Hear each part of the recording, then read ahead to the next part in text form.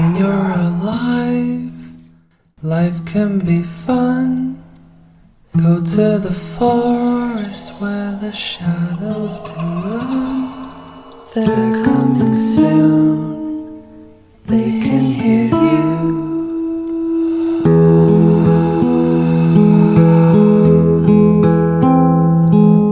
Story time. Come inside. Donna Carey tells the story.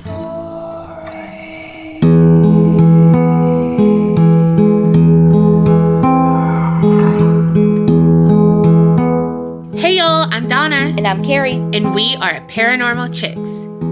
And this is something extra for 31 Nights of Halloween. Which we are so fucking excited about. We really are. We're loving all of this extra content, hoping that you are too. So over on Patreon, I survived because Carrie, that gives her too much anxiety to have to watch it and everything. It gives her too much anxiety to have to listen to me explain it. But what else? It's too intense. It is. It's too fucking intense. That's the only way I can explain it. I'm like, when you're telling the story, I'm like, I need you to hurry up and tell this to me because I have to know. Because I have to know. So I say that to say I was researching for a more spooky I survived and everything. And I came across Haunted Lives, True Ghost Stories. Now this I'm here for. Yeah, right. All right, y'all. So this is original air date, May 15th, 1991. What in the Unsolved Mysteries?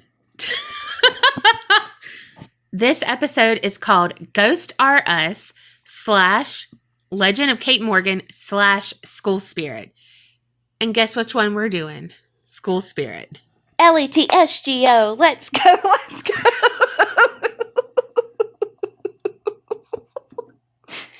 So now that Carrie has given us that cheer and we are going to live our best lives, we're going to LETSGO it. We're going to get into this awesome freaking story. So like I said, I was going to do this for our bonus thing on Patreon. I survived. We recap it and insert clips in there. Well, when I was watching this, because it's on YouTube, y'all, I will link because it's amazing. It was just a lot of reenactment.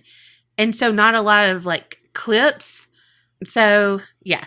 But lo and behold, I did not know they have some clips at the end. So we're going to insert those at the end. So anticipation. Reaching out from the world that lies beyond, they glide through the portals of our imagination. They shouldn't even exist, yet they've been seen appearing in the wink of an eye and vanishing in the pound of a heartbeat. Where they come from, what they want, only they know. They are beyond life, beyond death, to some of us beyond belief. But you are about to meet ordinary men and women who claim to have witnessed them, walked with them, even embraced them. Ordinary people who tell true stories of haunted lives. Picture it. Austin, Texas, 1990. It's fall, so it's the same time as it is now. And this story centers around Metz Elementary School. It was built in 1915, but now it's basically a slew of safety hazards. So the school district hired a family-owned business called Torres Trucking and Excavation to demolish it and rebuild. So they basically came in like a fucking wrecking ball. That is, until the paranormal activity began, and everything soon came to a halt. So it's a family business. Like I said, Joe, the dad, is the leader, and then his two sons work with him. Then they have several subcontractors. One of the sons, he was walking with one of the workers in the hall, just doing their routine checks before they begin the demolition. All of a sudden, they hear children's laughter. Well, they're like, skirt! Did you just hear that? Kids aren't supposed to be here. Right. Well, they're like, all right, these kids are probably playing hide and seek, some shit, and they need to tell them, move, bitch, get out the way. Get out the way, bitch. Get out the way. Thank you. You're welcome. They proceed to walk down the halls trying to find the source of the giggling, but they can't ever pin down an area that it's coming from. However, they walk by a classroom and the laughter fades, but a new sound takes its place. It's as if someone is writing on the chalkboard. So they enter the room thinking that the kids are in there, but it's completely empty. So the son is like, oh, let me go get my dad, because WTF, if someone's in here and they start demoing and they get injured, there goes the family business, all the shit. And, the whole kids thing. Yeah. Safety first, people. So cut to another worker stomping around the hall like, what are you kids doing? He's ready to fucking start demoing. He's got some aggression to take out. Like, let's do it. Bills to pay. You can't be holding us up, kids. Right. Because he has heard something too, but he's in a different area than where Joe's son and the other coworker were. While he's stomping around, he sees in the hall there's this door that's closed. So he swings it open and enters it. And it turns out to be a bathroom. And he looks at the mirror on the wall in front of him and he sees a young boy behind him. He turns on his heels, ready to fucking scold the kid, but no one's there. He turns around to look back at the mirror, and it's just his reflection. Mirror, mirror on the wall, who's the creepy kid behind me? Oh, fuck. I mean, help a sister out. Right? This guy is fucking spooked now. He takes off down the hall, away from the bathroom, but when he's fleeing the school, he hears kids doing some math problems and shit. Like, it's like, 2 + 2 is 4. 3 × 7 is 24. Is that right? Nope, definitely not. Fuck. 21. 21, fuck. 3 × 8. Well, he turns around and he's like, those motherfuckers can't even do fucking math. He apprehensively enters the classroom where the children's voices are coming from. And again, there's no one. But he hears the chalk writing. Turns to look at the board, and now there's writing on there. And it says, are you still here, man? What? Uh-huh. I was expecting like a get out. Mm-mm. You can't sit here. They're kids. From Forrest Gump. Oh. And as he's reading it, the chalk basically falls from midair like it was being used and then lands back on the ledge. What in the Matilda is going on here? Right? Well, he's like, boy, bye. Now we cut to Joe, the leader of the pack. Vroom, vroom. Y'all get that reference? Mm-hmm. So now Joe's son and this worker, they're all up in Joe's face being like, I'm not going back in there. Oh my God, something's in there. I'm telling you, there's something in there. And like, they're both saying it. Both had completely different experiences, different parts of the school. Well, Joe is like, the fuck y'all talking about? Nothing supernatural up in here. Let's get ready to tear this mother down. Like, literally on the show, he says, tear this mother down.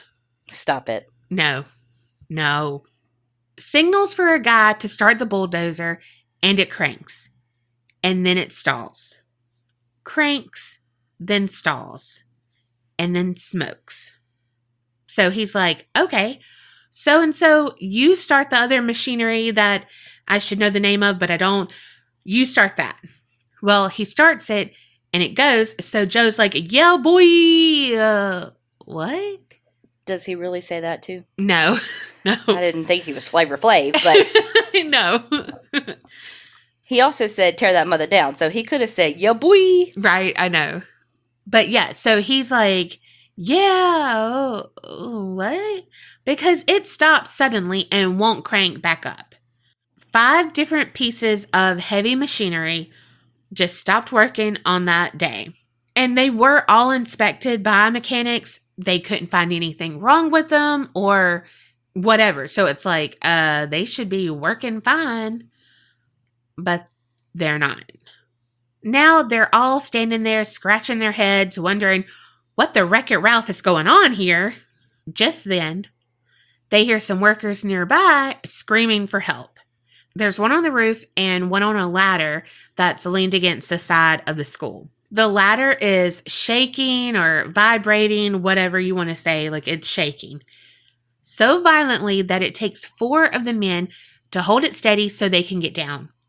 Y'all, the ladder in the show is basically doing a pee-pee dance. And I fucking cried laughing at it. Like, this too much. Like, legit. I swear to God, these graphics, y'all, it had to be someone in a green, like, suit where, you know what I mean? Like, they can't be seen. But they were like boogity boogity on the fucking ladder. Riddle me this, though. If they are cranking the machinery to bulldoze this bitch down, why is somebody on the roof and on a ladder on the fucking building they're about to bulldoze? I have no idea. They might be salvaging some shit. But I feel like you do that, you get everyone out, and then you take the machinery and start knocking shit down. I mean, I'm no contractor. Well, I feel like that's like safety 101. Well, it is a big school, and they were like on one side, and then they hear, help, help, on the other wing. I still think it's a thing. Oh, I'm sure, but I'm just saying, this is 1991. Girl, I am telling you, this too much, as you like to say. Yeah, I'm still in your line.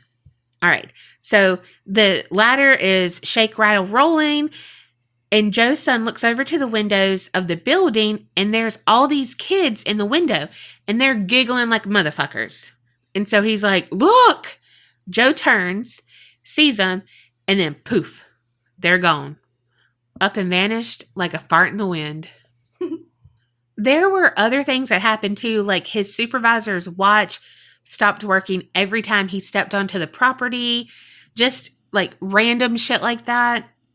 Fast forward a little bit later, and a local newspaper had picked up the story about the activity going on, and there was this lady named Elaine Ireland. She reached out to Joe and told him that she was a psychic and that she could help. So she came, did a walkthrough of the school, and all the guys are pretty skeptical. However, some of the workers had started missing work because they were scared of all the activity. So Joe's at, the end of his rope. Like, he's got to do something. They're behind schedule. People aren't showing up. Like, what do I do? Okay, sure. You're saying you're a psychic and you want to help. It's free. Perfect. Come on. So on their walkthrough, the psychic lady, she's like, the children are all happy. They're sweet spirits, and they didn't want to harm the men. They just wanted them to leave. This was their home. They were fed, sheltered, loved at this school, and so it was their safe haven. And when they were here, it was like war going on and all of this stuff. So some of these children might have been abused at home or neglected or whatever. And so this school was their happy place. Oh my gosh. I know. And so it's like you're tearing their home down. One, I just want to say this parallels to wildlife, and all I can think about is Fern Gully, because apparently that's the only one that I know. But how... Well, no, because I've never seen Fern Gully, but I know what you're talking about. Yeah, but I was like, oh gosh. Well, Joe's like, that's all sad, Sarah McLachlan, but I was hired for a fucking job, and I gotta do it. Well, then he got this community religious leader. That's what they said on the thing. A community religious leader. And I think this person was from Casa Guadalupe Catholic Center to come and perform an exorcism. So it seemed to work. Things were going smoothly again. But just that afternoon, Joe said that they were beginning to make up some lost time. Like, shit's going perfect. Let's do it. Until? However, ... one guy is thinking, oh fuck. Are the children back, or am I having a fucking heat stroke? Because he was outside and heard giggling and felt something weird around him, and he was hauling shit outside. So he's like, oh fuck, burst into the office, and he told Joe, I'm not going back inside that school because I feel like something bad is gonna happen. But Joe's a businessman, and he's like, get your butt back in there or you don't get paid. You check it? So the guy is now being plagued by these voices and shit. He's shaking like a leaf, but he's going to start sledgehammering a wall. All of a sudden, the giggling started and boom, the wall basically attacked him. What? It was like a bomb went off. So instead of falling inward when he was sledgehammering it, it fell on top of him. So it blew on top of him and he was killed. What? Yes. Now, how the fuck did Joe explain that? Right. He was like, oh, Lord, pay no attention to the man who's dead over here. Keep doing work because y'all got to work. They're like OSHA thing of days since an injury. Oh, fuck. Turn that back to 0. Right? Oh, my God. There goes all y'all safety bonuses. Shit. At the time of the episode, all that was left was a vacant lot. They got it demolished, but they were not able to finish it, to rebuild it. However, Joe was still like a skeptical, cool dude, and he dug up a tree from that land and planted it in his daughter's yard. So, several days later, his son-in-law, beep, boop, boop, boop, boop, boop, boop. He was in a hurry. That's why that was real fast. That was not how a phone sounds.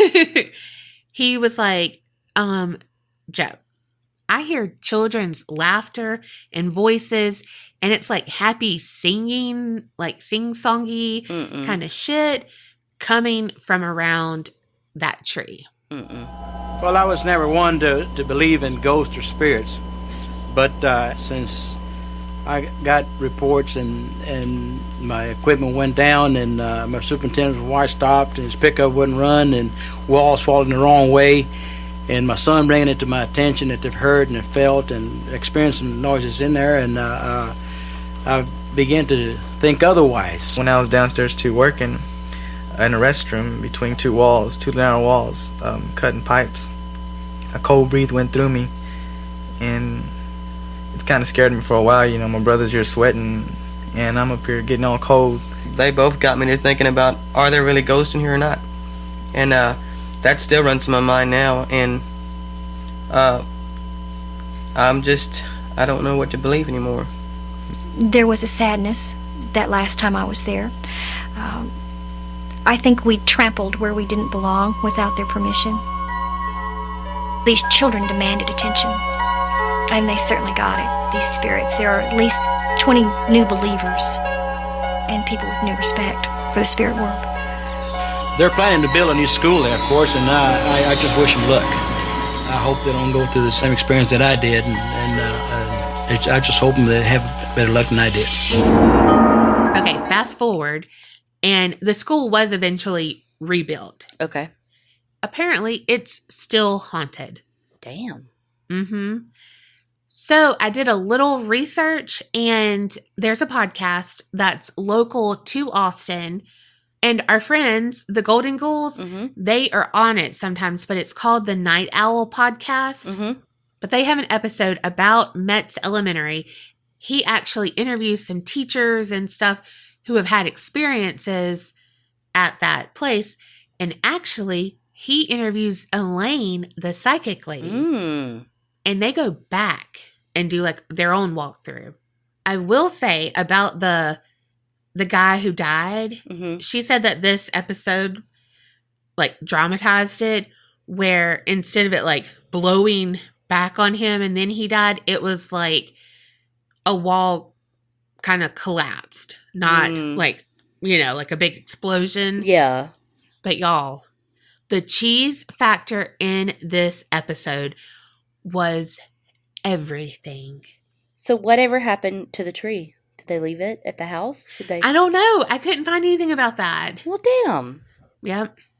But let's just say, if y'all have some weird ass experiences, maybe not dig something up from the earth to go plant it at your loved one's house. Leave laughing children where they laugh. Exactly. And they do math. Good one. Thank you. All right, y'all. Hope y'all enjoyed this bonus episode in our 31 Nights of Halloween. Hopefully y'all are enjoying October to the max. And I mean, hello, ghosts, schools, what's scarier? Math. Fuck, you right.